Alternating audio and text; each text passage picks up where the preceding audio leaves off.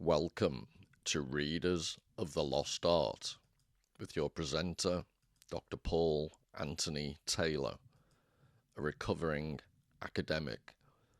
And the title of today's talk is Anxiety and Self-Identity, Kierkegaard's Dark Night.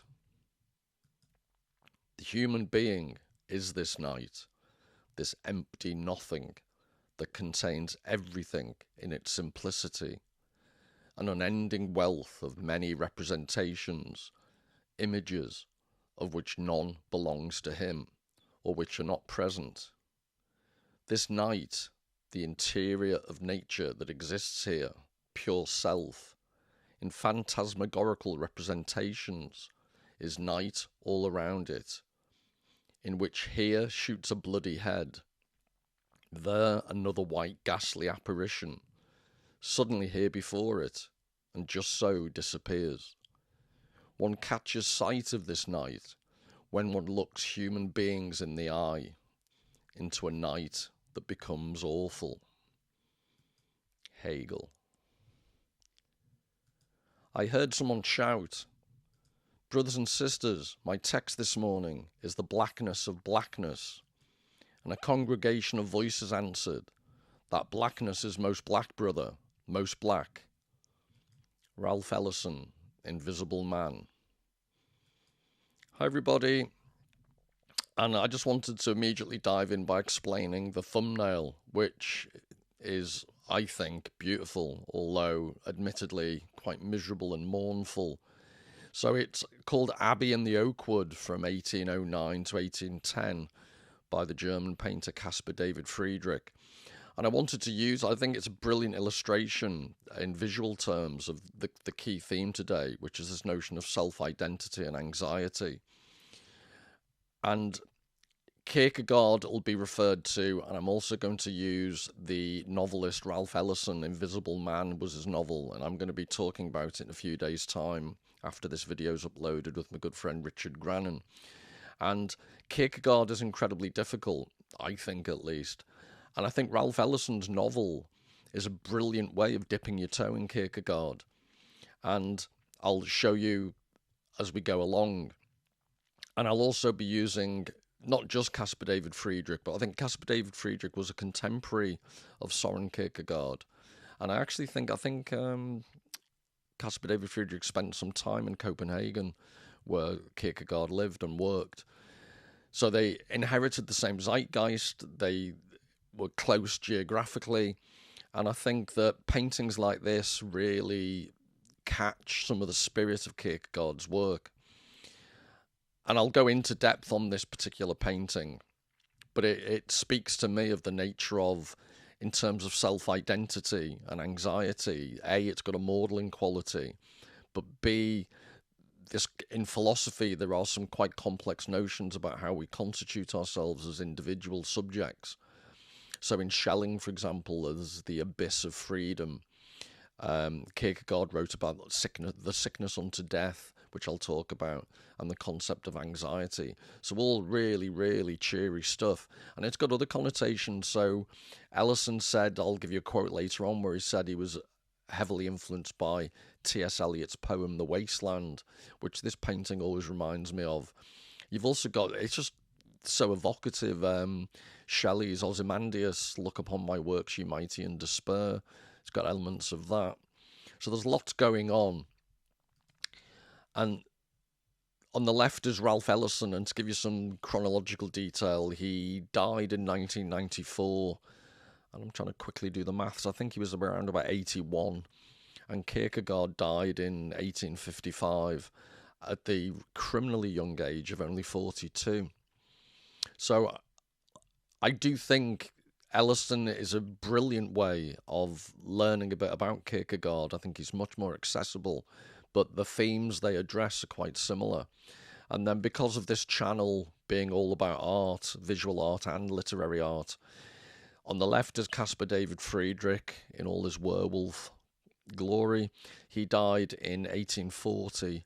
And on the right, he's still alive, and long may he continue, is Kerry James Marshall. So throughout, I'll be using other painters as well, but these are the two main painters I'll intersperse the text with images from. So to dive into Caspar David Friedrich's painting here, just to give you some detail, the crescent moon, and in the foreground, I love the way in which the silhouettes of the monks carrying a coffin going through the archway are mirrored by the grave, not stones, but the wooden triangular shaped crucifix shapes. I just think it's a stunning overall picture. The crepuscular tones, sepia tones. And this is the ruins of Eldiner Abbey on the outskirts of Greifswald in Germany, and its Cistercian monks founded a monastery there in 1199, so I believe this was one of the influences upon Caspar David Friedrich. And this theme of ruins appeared, so I think this is called The Ruins of Eldina in the Giant Mountains, 1830 to 1834. And I do think, personally, I don't know what you think, but Caspar David Friedrich for me is a bit hit and miss. So sometimes they're very evocative paintings, and sometimes they're just a bit kitsch and they don't do anything for me. And being the mortal and sod I am, these are the type of paintings that appeal to me. Always entrances. It's called The Cemetery Entrance from 1825. And I think that's when he's at his strongest, when he's hyped up the miserable themes in his paintings. But this is potentially one of his more famous ones, The Wanderer Above the Sea of Fog. And as you can see on this theme of self-identity, and not so much anxiety, we'll get into the anxiety, don't you worry, but the self-identity, this I think was used as is it the Penguin classic version of Ecce Homo by Nietzsche? I'm pretty sure this was the front cover. But it's obviously to do with individuality. It's the romantics notion of the individual looking out, ascertaining that to what extent they're part of nature or stand above it. So that's just a very quick intro to some of the images and to give some visual atmosphere. But I've done one video on this, like I say, we're doing a live stream at the weekend on this. I just think it's an absolutely stunning novel, and I'll try and persuade you, if I fail to do it in the previous video, I'll keep badgering you with more Ralph Ellison all the time.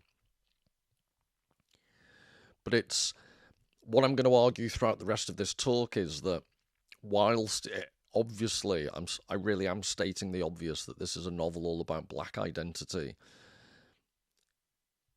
why I think it's such a brilliant novel is I think it goes well beyond black identity, and it's a genuinely brilliant piece of world literature. And I won't get into all the complex politics behind it, but black nationalists did give Ralph Ellison a hard time in his own lifetime because he wanted to be a generally accepted writer, not just a black writer. So that constant theme's running all the way through. But just to give you just a little sample of why I just think he's such a stunning writer, here's a very quick excerpt. So it's from a battle royale scene. These black boys are made to fight in front of a room full of rich white businessmen. And this is one of the descriptions. Suddenly I saw a boy lifted into the air, glistening with sweat like a circus seal, and dropped, his wet back landing flush upon the charged rug. They've electrocuted this rug they've made them fight on. Heard him yell and saw him literally dance upon his back, his elbows beating a frenzied tattoo upon the floor, his muscles twitching like the flesh of a horse stung by many flies.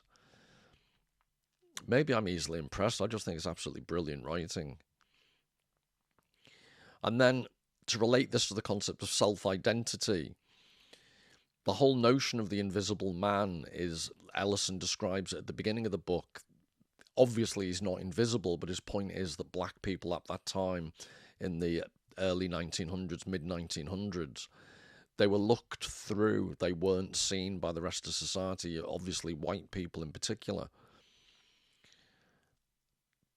But more than that, and this is why I'd argue Invisible Man is much more about the human condition. The book is like an odyssey, and I'll refer to Homer's Odyssey later on, well, towards the very end. But there's an element of Invisible Man where the narrator, who's never given a name, he's just the protagonist and the Invisible Man. He is trying to find his own identity. He's trying to steer a path as a black man through a society dominated by white people. So that is the obvious power structure of the time he's writing.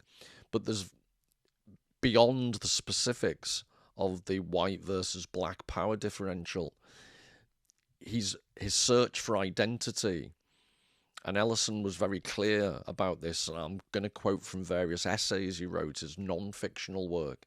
He was very clear about the way in which his writing related to the human condition in general, and it shouldn't be ghettoized, so to speak, as just black literature. And well within the, it really supports the main thrust of this channel and its whole emphasis upon literature. But this is in one of his non-fiction essays, Shadow and Act. Ellison argues describes how fiction became the agency of my efforts to answer the questions: who am I? What am I? How did I come to be? And I'll be returning to this as we go along, because for some people, fiction and literature aren't a particularly important part of their lives, and so why are they so significant to your sense of self? But this is a man who was struggling in horrendous racist times, and he found literature to be one of the most important things, the most important support to his own notion of self-identity. What shall I make of the life around me? What celebrate? What reject? How confront the snarl of good and evil, which is inevitable? And then to back up my argument that Ellison was concerned about literature in general and not just about his role as a black writer, he describes how the wasteland, T.S. Eliot's The Wasteland, seized my mind. I was intrigued by its power to move me while eluding my understanding. Somehow its rhythms were closer to those of jazz than were those of the black poets, and even though I could not understand then, its range of illusion was as mixed and varied as that of Louis Armstrong. Yet there were its discontinuities, its changes of pace, and its hidden system of organisation which escaped me. There was nothing to do but look up the references and the footnotes to the poem, and thus began my conscious education in literature.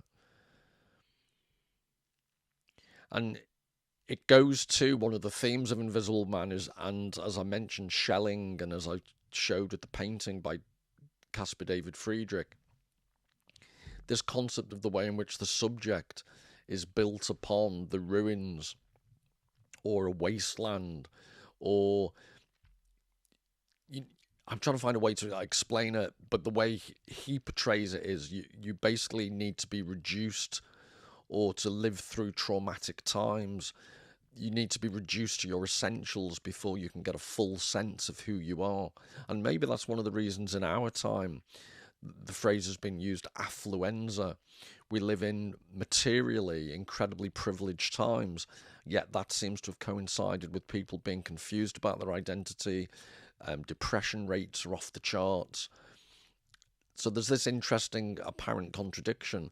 In the midst of affluence, there's still this wasteland of subjectivity and self-identity, and people not feeling strongly comfortable within their own skins. But this point about Ralph Ellison lent so heavily upon poetry and literature, and he links it, one of the aspects of Invisible Man is references to music and the blues and Louis Armstrong, which is right from the very beginning of the novel. But the idea that he didn't understand, he was in what I really like this aspect of his love of T.S. Eliot's The Wasteland was partially prompted by the fact not that he understood it, but he didn't understand it. He was intrigued by its power to move me while eluding my understanding. And one of the key themes of the novel itself, Invisible Man, is the way in which we're not fully in control of our own lives. And it's a mistake, Ellison argues, or his character seems to argue, it's a mistake to think that you ever can be in control. Life is a constant struggle, both with your external environment and with yourself, as you make your own personality as you go along. So the way in which he's describing how Ellison's own relationship to literature isn't one that he seeks to be in control of. He doesn't see himself as having all the answers. That comes across in the novel really strongly. And I think it's one of the strengths of literature and art, by its very nature, is enigmatic and ambiguous. So I'd argue right from the get-go, if you're well-versed in literature and art, you're used to the idea that sometimes there are no answers. Sometimes life is ambiguous. Sometimes life is a struggle to understand. And I always go back to the modern generation of young people struggling with mental health are lacking the very things that might give them that resilience. So I'm going to start interspersing the text now with various images. Like I say, mostly Caspar David Friedrich and some images of black people, but I'm trying to get a balance between images specifically to do with black people and more general images to reinforce the message of the talk, which is that there are both black specific themes in Invisible Man, but also much wider issues.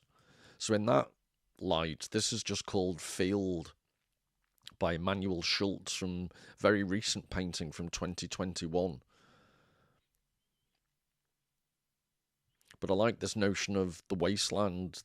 There's a very brief outline of a structure in the midst of emptiness,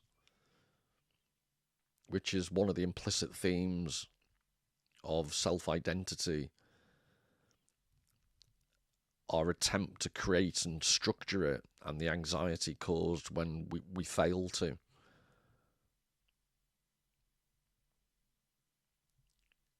So just to show you some of the links now between Kierkegaard and Ellison. So this is from, he really does miserable titles, but The Sickness Unto Death, Soren Kierkegaard. So the human being is spirit. But what is spirit? Spirit is the self. But what is the self? The self is a relation which relates to itself, or that in the relation which is relating to itself. The self is not the relation, but the relations relating to itself. A human being is a synthesis of the infinite and the finite, of the temporal and the eternal, of freedom and necessity. In short, it is a synthesis. A synthesis is a relation between two terms. Looked at in this way, a human being is not yet a self. So I did warn you, he's not an easy read. So I'm hoping by using some visual references to Caspar David Friedrich and others, but also interspersing the Kierkegaard with Ellison quotes, you should get a sense of how this, more background to some of this very abstruse writing that Kierkegaard engaged in. But one thing that should, even if you can't make sense of that particular quote fully, it is clear that the idea looked at in this way, a human being is not yet a self. So if you get anything from that quote, it should be that the construction of your own sense of self-identity isn't simple. It isn't clear-cut. It's a struggle. And that is one of the constant themes of Invisible Man, the struggle to assert yourself in the outside world and maintain some type of coherent relationship with yourself. But yeah, it is flexible enough to change over time. And you get a sense of being true to yourself, versus being made to conform with the external pressures of the outside society.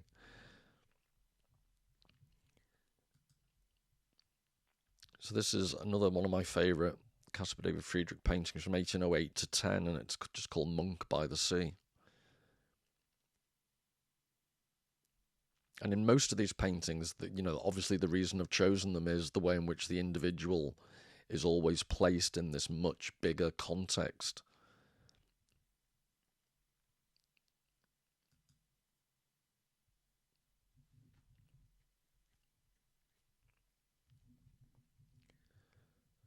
And then to show you, this was Kerry James Marshall speaking in an interview. I was reading Ralph Ellison's book at the time, Invisible Man, and was really struck by his characterization of the condition of invisibility as it relates to black people. This kind of dovetailed with this idea that I had been working on, this presence and absence thing with those earlier drawings. So I started trying to find a way to get that same sense of presence and absence, but using these black figures. And this is called Invisible Man from 1986. So this is Kerry James Marshall's painting. And the problem with screen resolution is that you might have to look hard to see the actual figure below the face, which is partly the design of the painting, but I do think it's exacerbated by the lack of good resolution. Obviously, if you saw this in person, it'd be much better.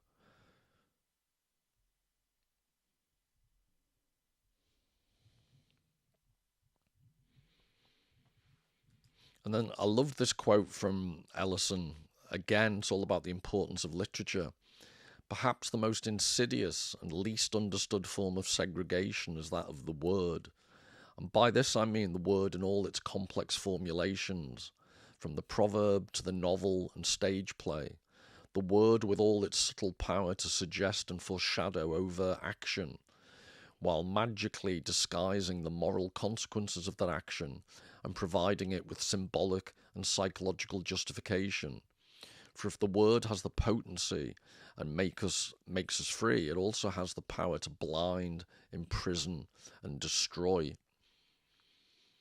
So again, I think one of the problems that people fail to realise, and Ellison emphasises here, is the extent to which the struggle black people had in America was partly over their access to language, because it seems so airy-fairy and non-practical and non-materialistic.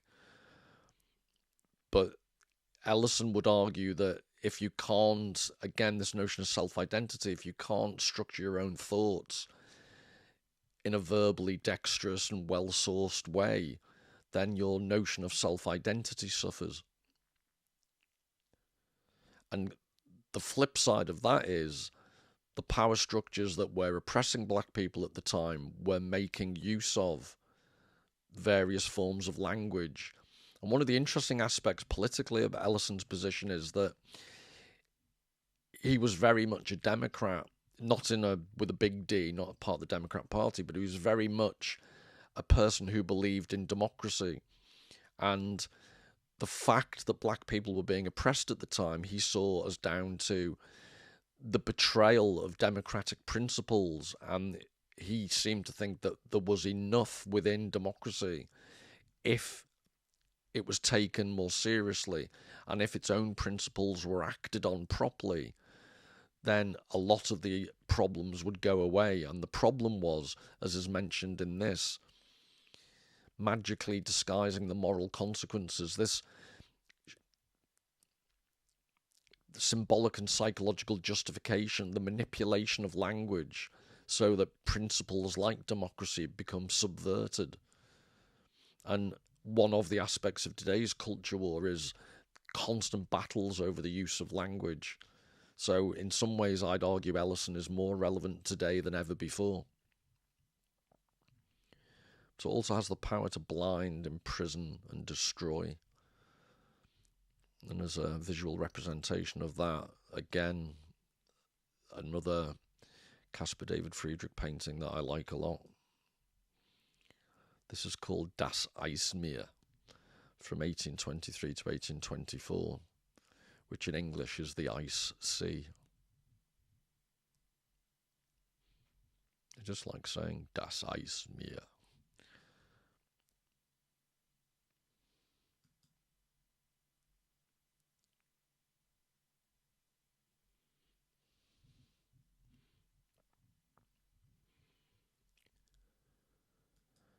Whoever is educated by anxiety is educated by possibility, and only he who is educated by possibility is educated according to his infinitude.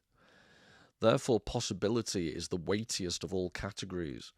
In possibility, all things are equally possible, and whoever has truly been brought up by possibility has grasped the terrible as well as the joyful. So when such a person graduates from the school of possibility, and he knows better than a child knows his ABCs that he can demand absolutely nothing of life, and that the terrible, perdition and annihilation live next door to every man. And he's a demotivational speaker, is our Soren. And when he has thoroughly learned that every anxiety about which he was anxious came upon him in the next moment, he will give actuality another explanation. He will praise actuality, and even when it rests heavily upon him, he will remember that it nevertheless is far, far lighter than possibility was. So this is a key Kierkegaardian concept, the idea that part of the anxiety facing humankind is the idea that we have choices, and from choices stem sin, because we have the ability to make the wrong choices. And I've highlighted this quote because I'm going to now start looking at quotes from the epilogue of Invisible Man to show you how I think some of the key themes of Invisible Man chime very nicely with Kierkegaard's ideas. So this is the narrator in the epilogue. My world has become one of infinite possibilities. What a phrase. Still, it's a good phrase and a good view of life, and a man shouldn't accept any other. That much I've learned underground. Until some gang succeeds in putting the world in a straitjacket, its definition is possibility. Step outside the narrow borders of what men call reality, and you step into chaos or imagination. That too I've learned in the cellar, and not by deadening my sense of perception. I'm invisible, not blind. So two things to emphasize here is, one is the notion of underground. So I think it's fair to say not only Ellison was influenced by Dostoevsky, Notes from Underground, but also Richard Wright wrote a book called The Man Who Lived Underground. So I mentioned French existentialism was an influence upon them, but also Dostoevsky is a clear reference point. So the narrator has this underground little den that he's siphoned off power from the power company that he doesn't pay for. And he's got all these light bulbs in this very warm little den. He refers to himself as a burr. And I think there's links with Brer Rabbit and Burr Rabbit, Brer Burr. In black folk culture, there was this, the Brer Rabbit type idea is referenced in the novel. Yeah, I think he uses the pun at one point in the novel, bear with me.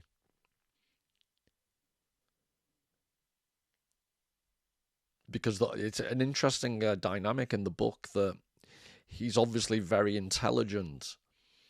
And because Ellison, the writer, writes so beautifully, that emphasizes the perceived intelligence of the narrator. But there's also, he has an ongoing reference, which I'll quote shortly, to his grandfather, who much more contains this folk wisdom, suspicion of the white man, and almost like a peasant mentality. And that is a tension throughout the novel. Intelligence, literature, philosophical ideas, but also the power of common sense and the learnt experience of people over many generations.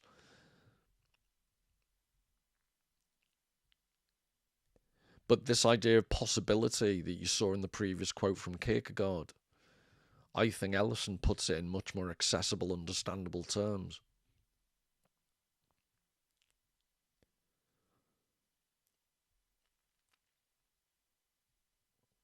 My world has become one of infinite possibilities. What a phrase. Still, it's a good phrase and a good view of life. So talking about infinite possibilities and a good view.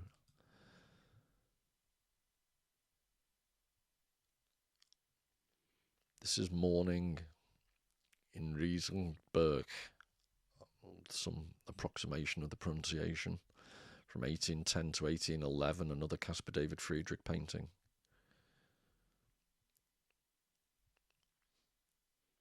And then if you look closely,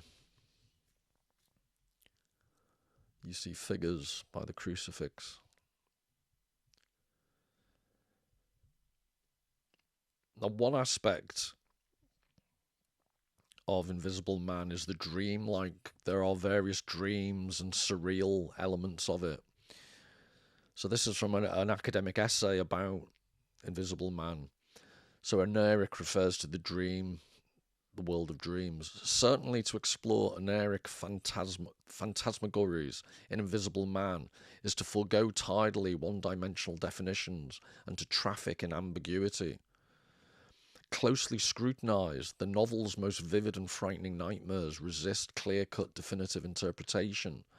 Metaphoric images and situations suggest multiple meanings simultaneously. Orientation in time and space becomes problematic. Riddles and puns abound. Visual euphemisms gnaw at the edge of consciousness, while eluding through some final ambiguity, full detection and disclosure.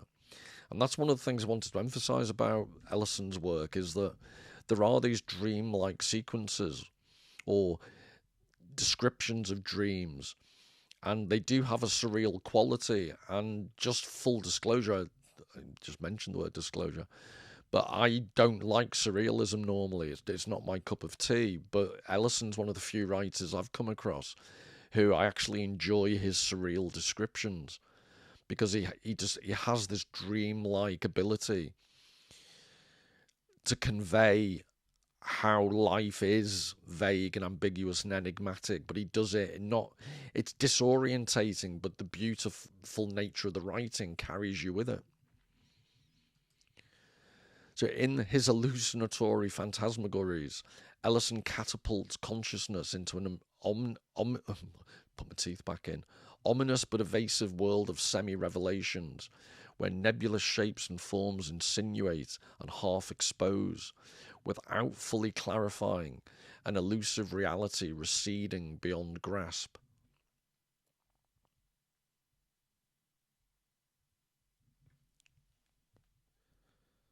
Nebulous shapes and forms insinuate and half expose.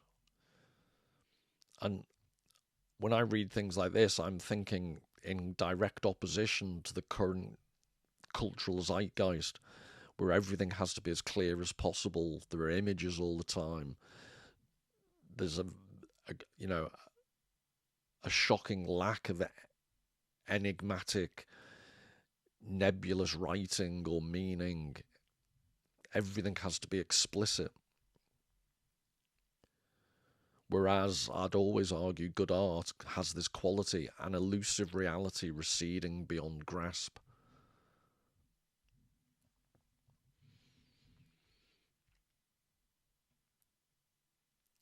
And I'm just going to show you some, I think there's 2 or 3 images from Henri Rousseau. And I'm fully aware that they were of their time and they're part of the exoticization of black people. I don't think Henri Rousseau would ever be, I think his closest exposure to a jungle type environment were in, near where he lived, big horticultural conservatory type, massive conservatories, exotic gardens in Europe, but he never went anywhere near Africa. But what's interesting is I've used his images, A, for the exotic portrayal, but B, of blackness, which is a Ralph Ellison theme. but also the dreamlike nature of his images. So this is called The Dream from 1910, Henri Rousseau.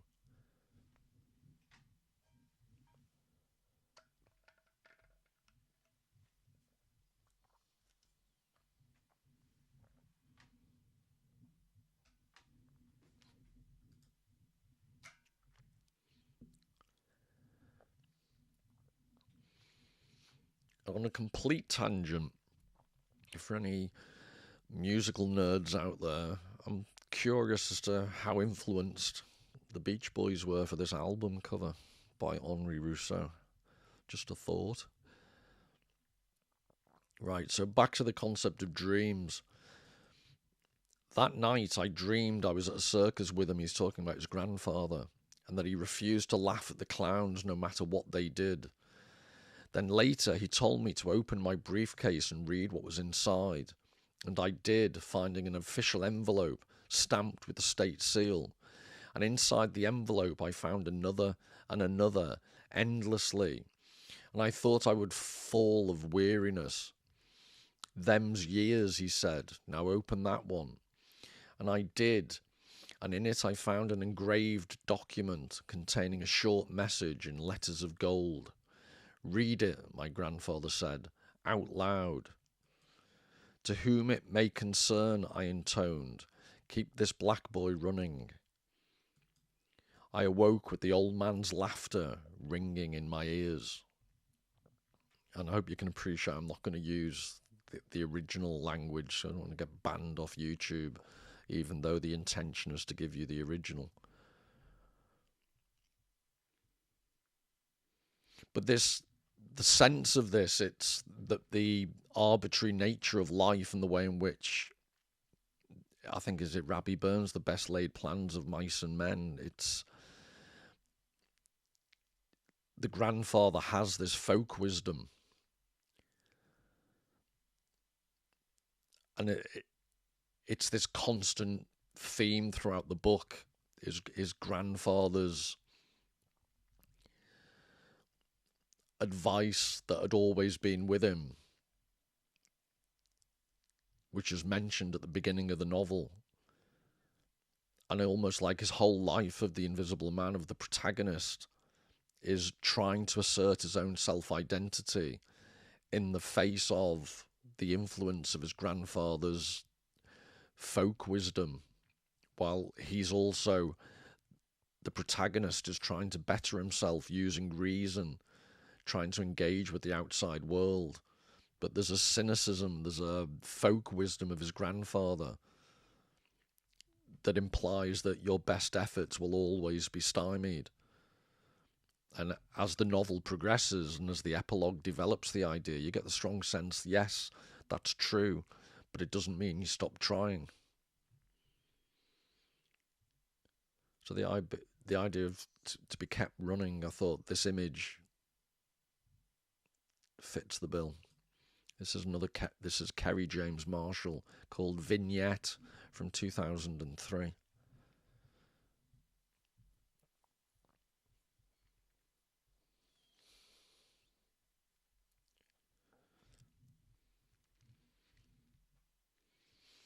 And then in the previous video that I did on Invisible Man, I read, it's a hilarious episode where there's a big fight at a local bordello, and Mr. Norton, being referred to in the subsequent quote coming up here, is this rich white man who's got the protagonist when he's a young student to take him to go and see some shacks off campus from this black college.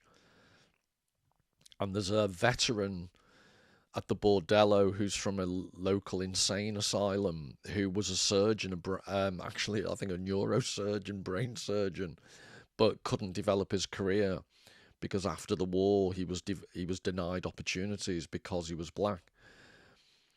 So, and there's a beautiful scene in which one of those episodes where someone says they want to hear something. So Mr. Norton says, when this veteran says, do you want to hear the truth? He says, of course I do. And then he gives it him in the following manner. It's brilliant. You see, he said, turning to Mr. Norton, and now he's talking about the protagonist. He has eyes and ears and a good distended African nose, but he fails to understand the simple facts of life. Understand? Understand? It's worse than that. He registers with his senses, but short-circuits his brain. Nothing has meaning. He takes it in, but he doesn't digest it. Already he is, well, bless my soul, behold, a walking zombie. Already he's learned to repress not only his emotions, but his humanity. He's invisible, a walking personification of the negative, the most perfect achievement of your dream, sir, the mechanical man. So this is all describing white oppressive power over a black boy, and this is what the veteran's saying, but I'd strongly argue, and I think Ellison would support me, this has relevance to everyone in a modern contemporary society. The way in which your notion of self-identity is overdetermined by the structures around you. So we all become zombies. And it's a beautiful, the way it's written is beautiful. I can't give you the full context, but even this with the senses, but short circuits his brain. Later on in the novel, he has an accident at a paint factory and he is given electroconvulsive therapy, which is an extreme illustration of how you're controlled by the man, so to speak. And he becomes this, he's charged up electrically, almost a literal mechanical man.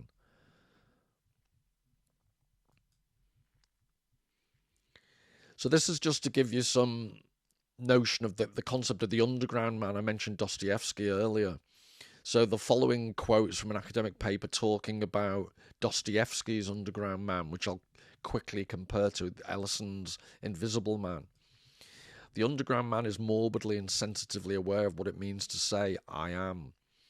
Through his dialogue with himself, he attempts to make a distinction between the I am of everydayness, the I am that gets dispersed into the they, and exists in terms of the they, and the authentic self, the I am that can uncover what everydayness shields from the they, that is, the finitude of existence.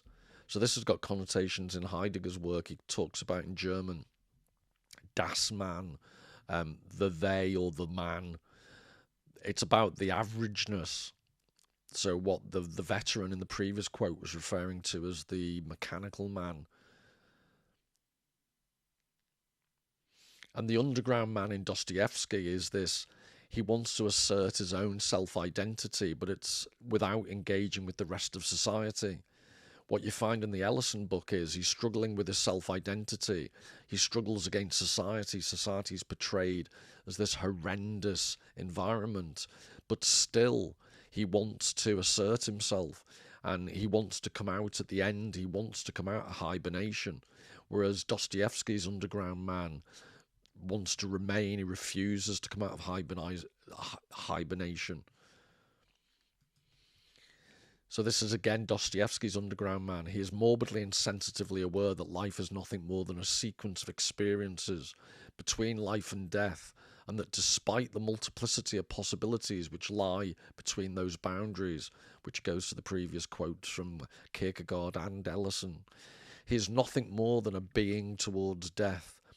As such, he insists on his right to exist authentically in his corner, away from society, and to leave living life to those he feels are cowardly, to look true subjectivity in the face and say, I am.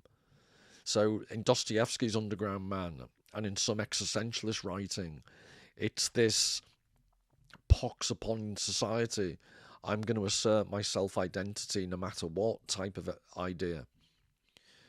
But this is now Sandra Adele describing, by contrast, the invisible man's attitude.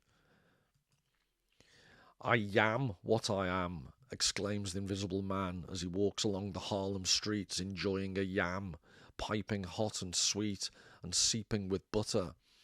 Although he engages in the play on words out of a sense of exhilaration over having broken a rule of etiquette by eating in the streets, the whatness of the slightly distorted tautology is the metaphysical problem he spends his life trying to resolve. However, he seeks the whatness of his self in the very thing that distances the self from itself, in language. And this is a theme in Ellison. It's written in a quite complicated fashion there, but Ellison's point is that he wants to assert his self-identity through language. But as is pointed out here, language is the very thing that also simultaneously lets us engage with society, but also to some extent distances us from other people. Language, as was pointed out previously, is used to control us. It's used as psychological justification for oppression sometimes. So this is what Invisible Man is often about. One of the recurrent themes is language frees you from hibernation, but language is also the very thing that drives you to hibernate. And this is the constant theme, is that life is a struggle to assert yourself through language, which is the very thing that also, to some extent, isolates you from other people. And this is another Kerry James Marshall painting, The Wonderful One it's called, from 1986.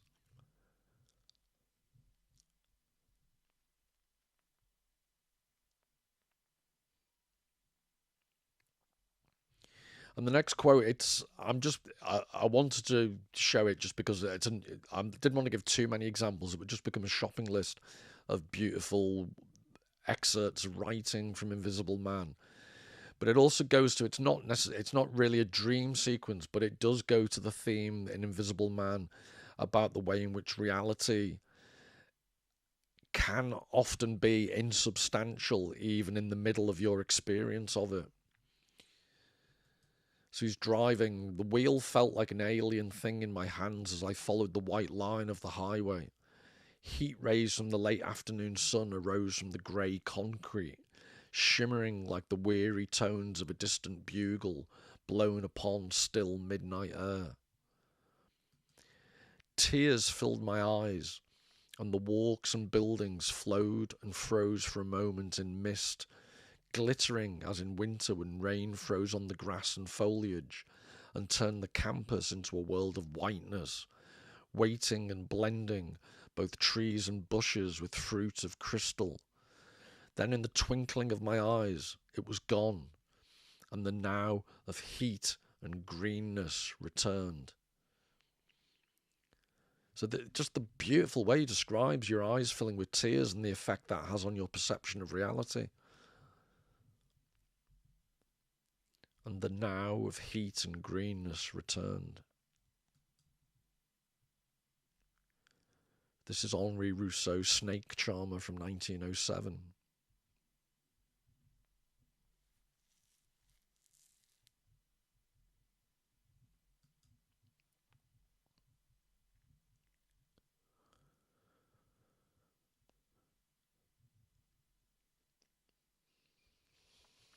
I'll start heading towards the end of the talk now, and it's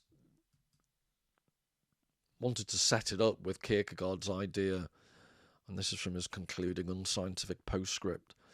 Existence is a child that is born of the infinite and the finite, the eternal and the temporal, and is therefore a constant striving. So I think I just mentioned the idea in Ellison that life is this constant battle for self-identity. And again, I'm just trying to point out, you can see that theme in Kierkegaard's work. And to repeat what I said at the very beginning, I just think Ellison provides a really accessible, beautifully written introduction to some of Kierkegaard's ideas. But this notion of constant striving. This is Henri Rousseau, Black Man Attacked by Jaguar, 1910.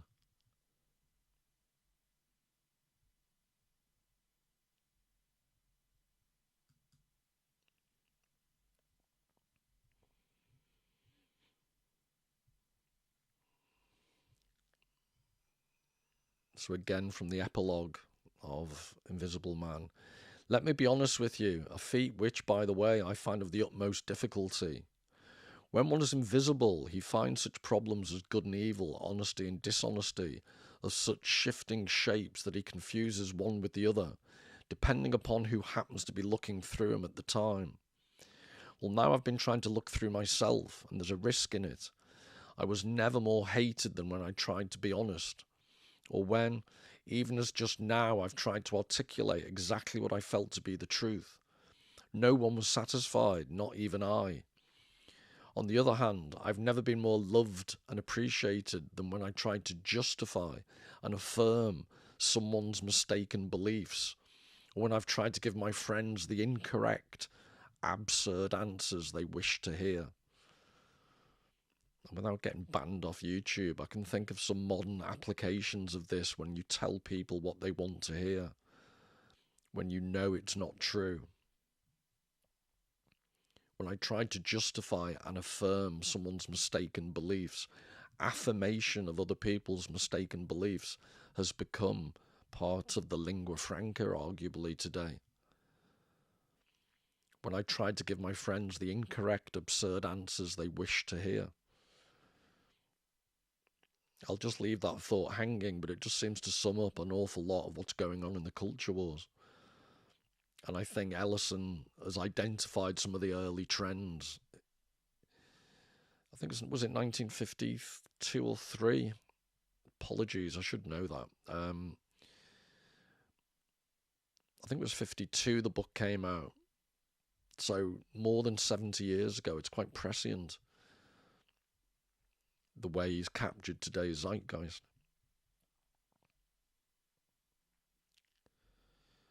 I just wanted to give you an image now. Well, now I've been trying to look through myself. I came across this modern image. I'll try and pronounce it, but it's Joachim van der Vloot. He's a Dutch artist, and this is called The Age of Reason 2.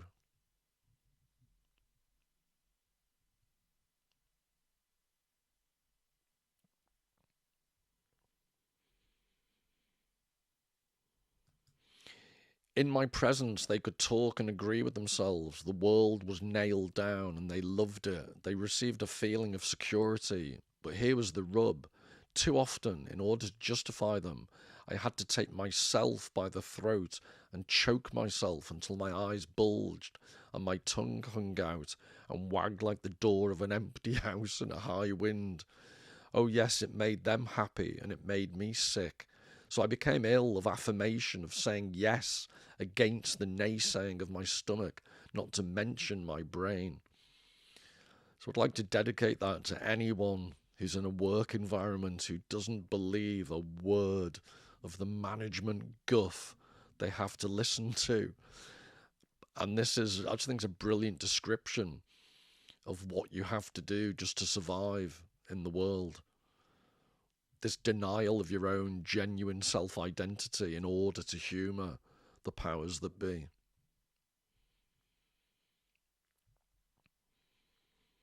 And then I've included this next image just to show that the way in which people were invisible in art. So it's a famous picture, Manet's Olympia from 1863. The point being, the maid is completely subordinate to the main image.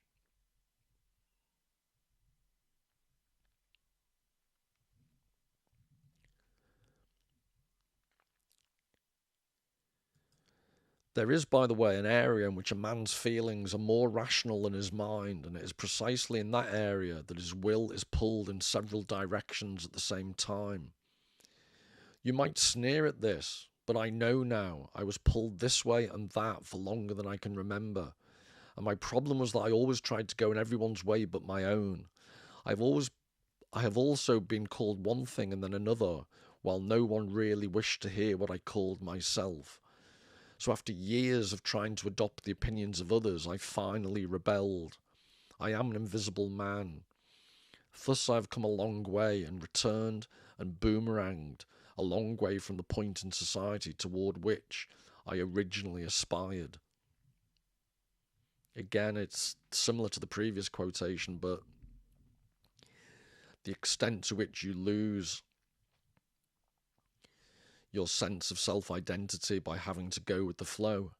And I can't remember the precise quote, but there's a beautiful quote, I think it's in Kierkegaard's The Sickness Unto Death, where he basically says you could lose £5 in English money, for example, or a leg, or a wife even, and those things would obviously be missed, but it's much easier, ironically, to lose your sense of self, because it happens. It's like a frog being boiled in water. He doesn't say that, but I'm adding that. It's something that happens slowly over time until you've lost yourself before you even know it.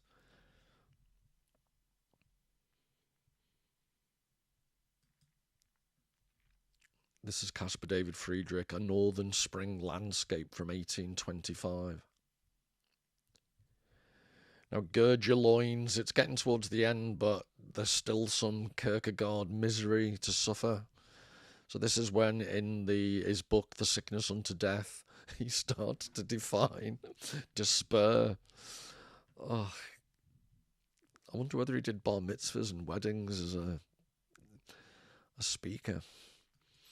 Despair is veritably a self-consuming, but an impotent self-consuming that cannot do what it wants to do. What it wants to do is to consume itself, something it cannot do.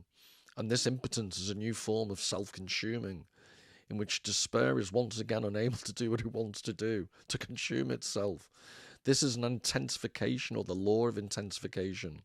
This is the provocativeness, or the cold fire in despair. This gnawing that burrows deeper and deeper, in impotent self-consuming.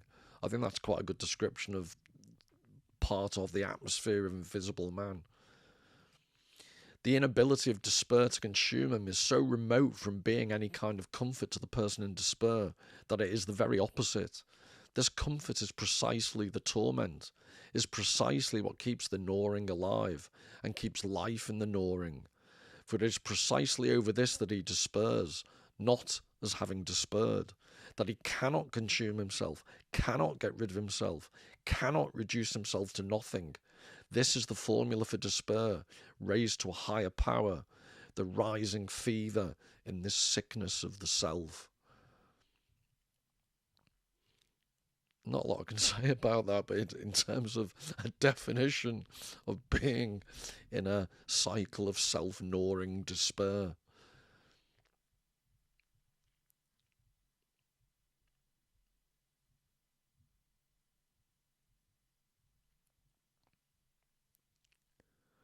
The inability of despair to consume him is so remote from being any kind of comfort to the person in despair that it's the very opposite. So it's the endlessness, it's the fact that you can't finally be consumed by your own despair. It just goes on and on.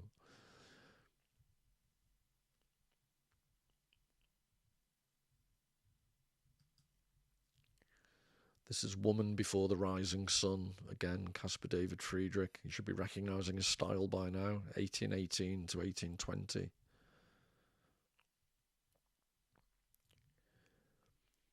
But if you keep that previous quotation in mind, here's another quote from the epilogue from Ellison, and again, I hope you can see the similarity. The fact is that you carry part of your sickness within you. At least I do, as an invisible man.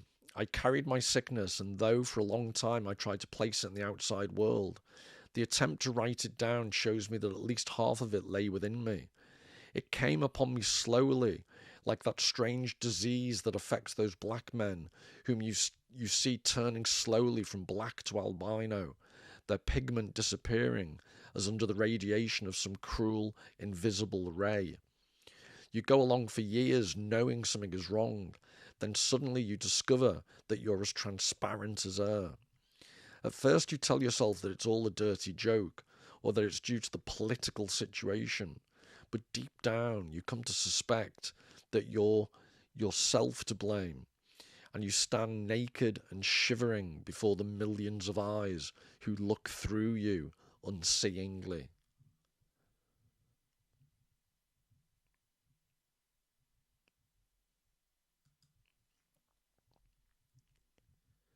And this is another Kerry James Marshall painting. It's untitled, from 2012.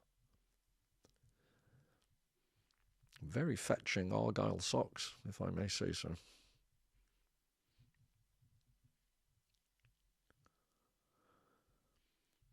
And then the next quote is again on this notion of soul sickness, but it's in language that I think rivals Kierkegaard. It's that good.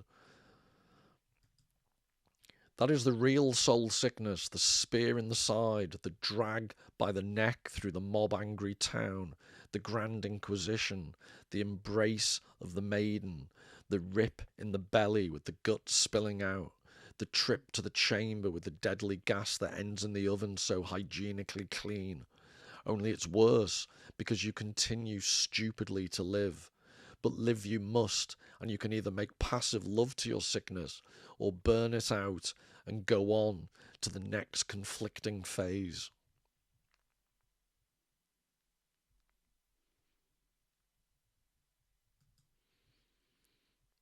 And this is Sea Beach with Fishermen, Caspar David Friedrich, 1807.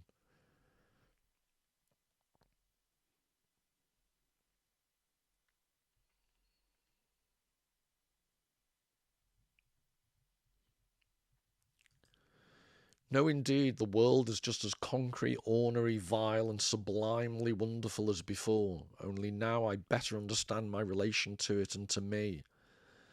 I've come a long way from those days when, full of illusion, I lived a public life and attempted to function under the assumption that the world was solid and all the relationships therein.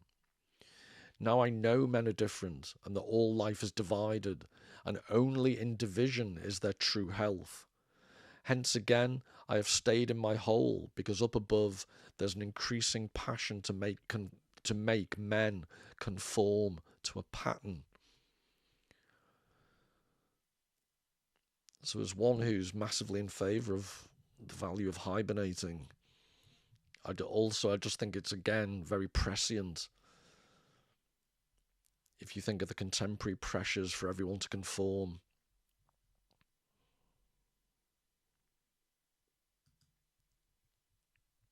and this is called The Dreamer, Der Trauma, from 1820 to 1840. It's not well dated. Again, Caspar David Friedrich.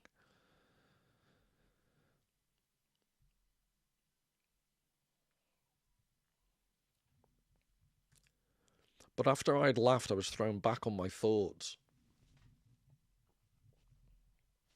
How had it all happened? And I asked myself if it were only a joke, and I couldn't answer. Since then, I've sometimes been overcome with a passion to return into that heart of darkness across the Mason-Dixon line. But then I remind myself that the true darkness lies within my own mind, and the idea loses itself in the gloom. Still, the passion persists. Sometimes I feel the need to reaffirm all of it, the whole unhappy territory, and all the things loved and unlovable in it, for all of it is part of me. Till now, however, this is as far as I've ever gotten, for all life seen from the whole of invisibility is absurd.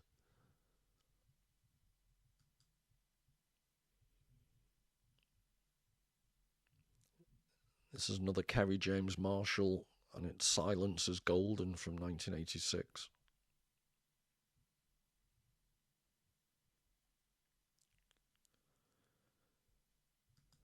Ah, I can hear you say, so it was all a build-up to bore us with his buggy jiving.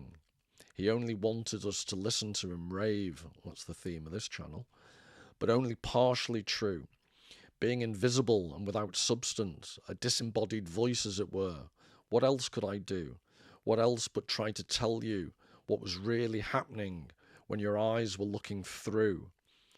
And it is this which frightens me. And then this is the very final sentence of the book. I think it's a brilliant final line. Who knows but that on the lower frequencies I speak for you? So again, I think it's a strong argument, a strong argument to say that this is a book much more, that I don't want to use the word just, but it's not only a book about black life in America. It's actually a book, when he's on the lower frequencies, I speak for you. So to a lesser extent, he's speaking for absolutely everyone.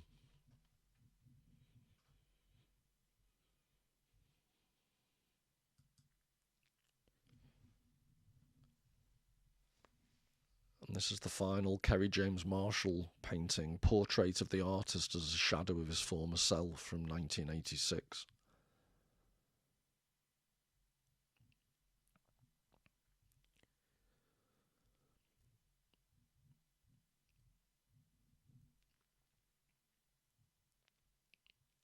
And then I came across this quote from one of his non-fiction essays, Ellison.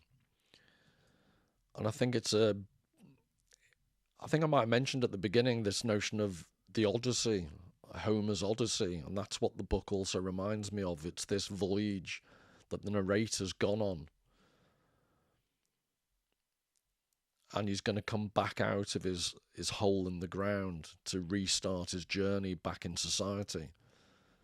But the way home we seek, so it's this notion of the Odyssey, is that condition of man's being at home in the world, which is called love and which we term democracy. So I said earlier, Ellison had this faith in the democratic process.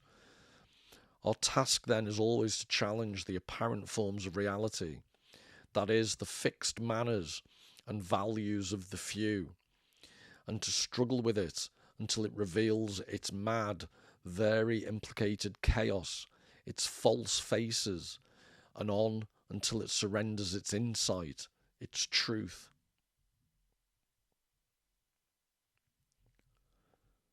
So in a contemporary world that seems at the moment quite bonkers in various ways, our task then is always to challenge the apparent forms of reality and to struggle through the madness, he's basically saying, until it surrenders its insight, its truth. Well, I'll finish with one final image then to bring this whole talk in a loop. I think I started with an epigraph from Hegel.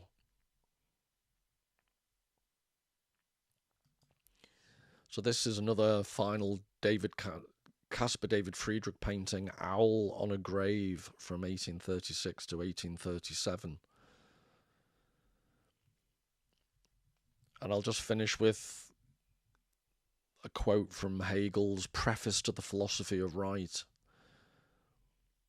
that I think relates to this final painting. Philosophy paints its grey in grey, then a configuration of life has grown old and cannot be rejuvenated by this grey in grey, but only understood. The owl of Minerva takes flight only as the dusk begins to fall.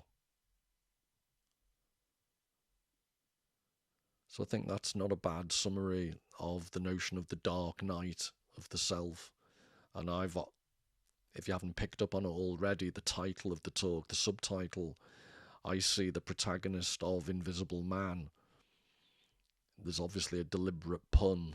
Dark night. It's the dark night of the soul, but the dark night, this black man who's this Odysseus type, Ulysses type character who's trying to find his way home to his own true self. And the owl of Minerva takes flight. So the owl of Minerva, wisdom. The owl of Minerva takes flight only as the dusk begins to fall.